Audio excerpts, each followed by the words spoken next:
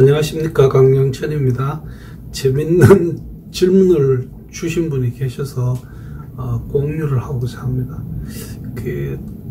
여성분들은 사실 이 매월 겪는 이 생리기간 동안에 운동하는 거, 특히 이 다이빙도 아마 꽤 장애가 크리라고 생각해요. 이런 질문을 주셨습니다.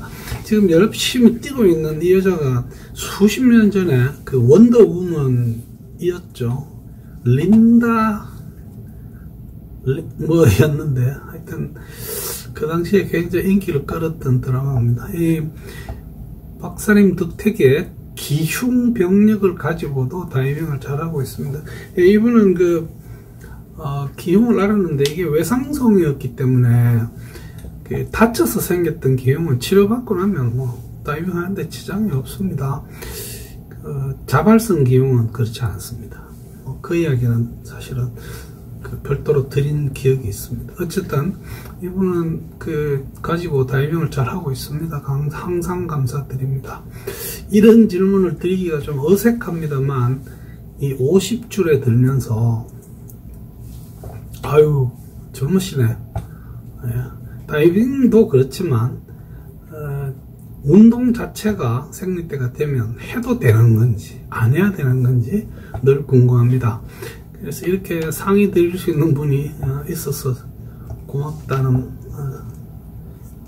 아름다운 말씀까지 해주셨어요. 그 옆에 답은 제가 이 영상을 통해서 쭉 답을 드리겠습니다.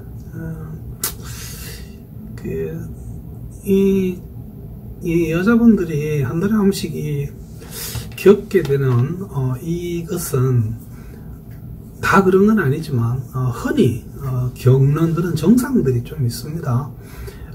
그 다음에 그 기간 동안에 만약에 운동을 한다면 어떻게 하는 게 좋을지 팁을 몇 가지 추려 봤습니다. 그 다음에 운동하는 것이 이 기간 동안에도 분명히 장점이 있습니다. 그래서 하는 게 좋고요.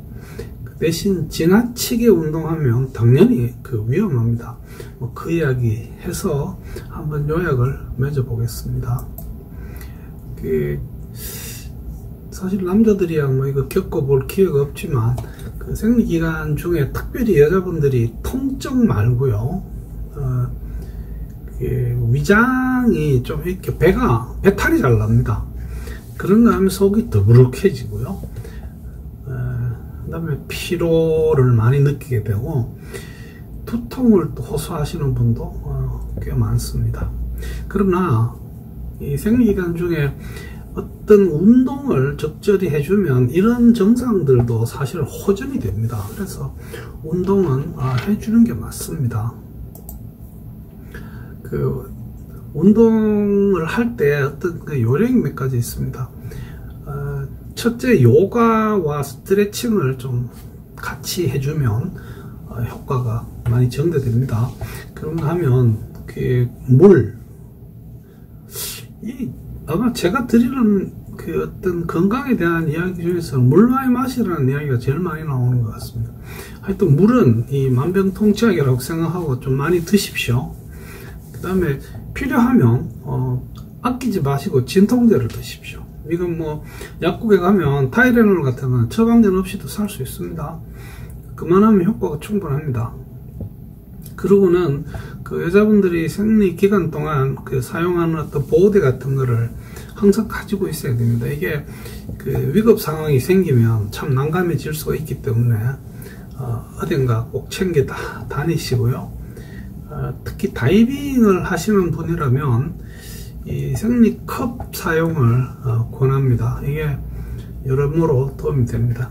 일전에 제가 처음 이 영상을 시작했을 때 어떤 분이 이거에 대한 질문을 주셔서 여기에 대해서 제가 상세하게 한번 설명드린 영상이 있습니다. 한번 검색해 보시면 그때도 아마 생리와 다이빙인가 이런 제목이었었던 것 같습니다. 운동의 장점입니다. 그 기간 동안 이렇게 몸도 찌부둥하고 기분도 나쁘고 한데 오히려 나가서 운동을 해보면 이 기분이 전환이 됩니다. 그러면서 피로도도 덜 느끼게 됩니다. 통증도 경감이 되고요. 그래서 사실 생리기간 동안에는 운동을 하라고 권하고 있고요. 그 기간 동안 해서는 안 되는 운동으로 따로 나와 있는 건 없습니다. 물론 조심은 해야 되겠죠. 이런 경우들이 있을 수 있습니다. 내가